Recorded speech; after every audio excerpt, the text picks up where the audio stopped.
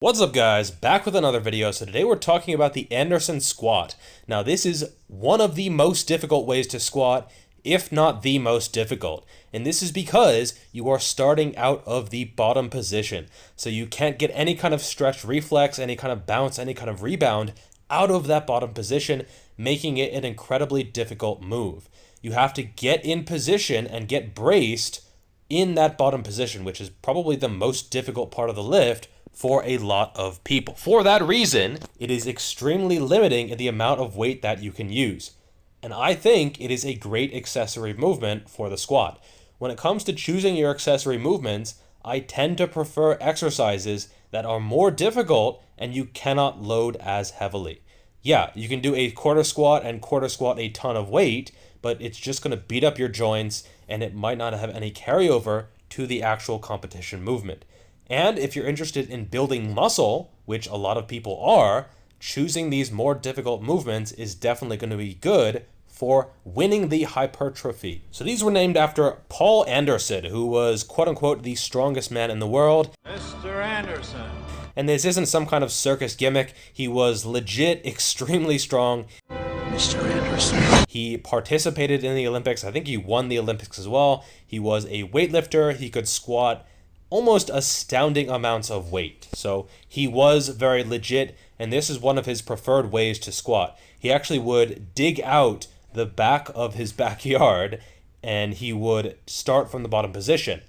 As he got stronger, he would fill in the hole, and so he was starting from a lower and lower position. So it would start with maybe a half squat, then go down to roughly parallel until he was squatting from a full depth. I do these a bunch of different ways. You can actually adjust the rack. You don't have to mess up your own backyard. You don't even need a backyard. I live in China and I haven't had a backyard in about a decade. So you can go to the gym and you can set the pins at the height that you want to choose. Here I'm starting from basically an ass to grass position, about as low as it gets, but you can start from around parallel and you can start from a bit higher as well. Keep in mind, if you start from a very high position, it probably won't have as much carryover to your squat numbers to parallel. It might, however, have some good effect on your sprinting capabilities.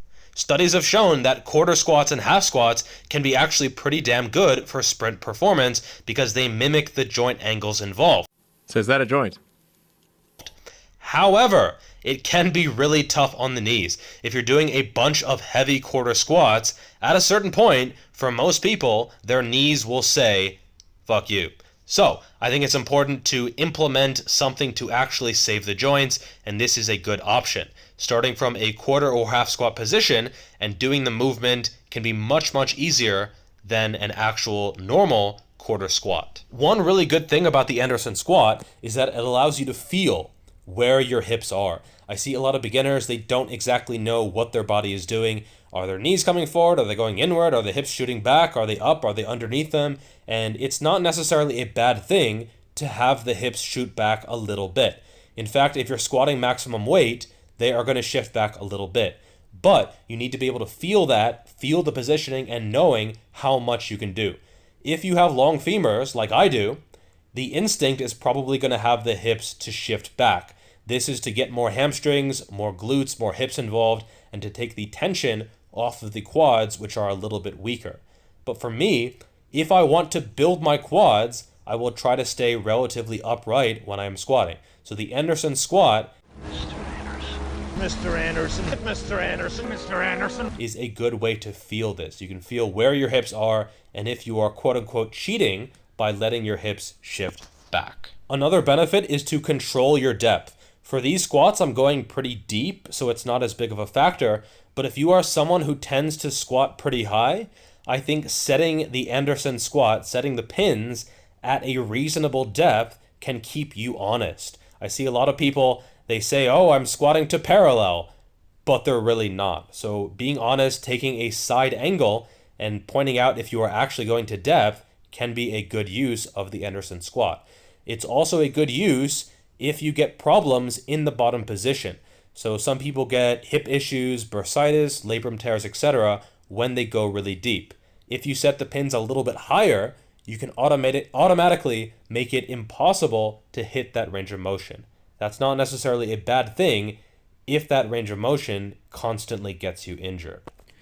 In terms of reps, I would go 5 to 10. Below 5 is possible, but especially as you get towards singles and doubles, I don't really see the point. And as you go above 10 reps, it's very common for form to break down, so I don't really advocate that either. Finally, make sure you set the pins at the same height every time, or if you change them, make a note of that. If you are just haphazardly using different depths, that is not very honest, because higher heights are going to be a lot easier compared to lower lows. So definitely give this a shot your next leg day. As you can see, it is pretty brutal. You might need to lower the weight quite a bit, 20, even 30%, but it definitely provides huge benefits.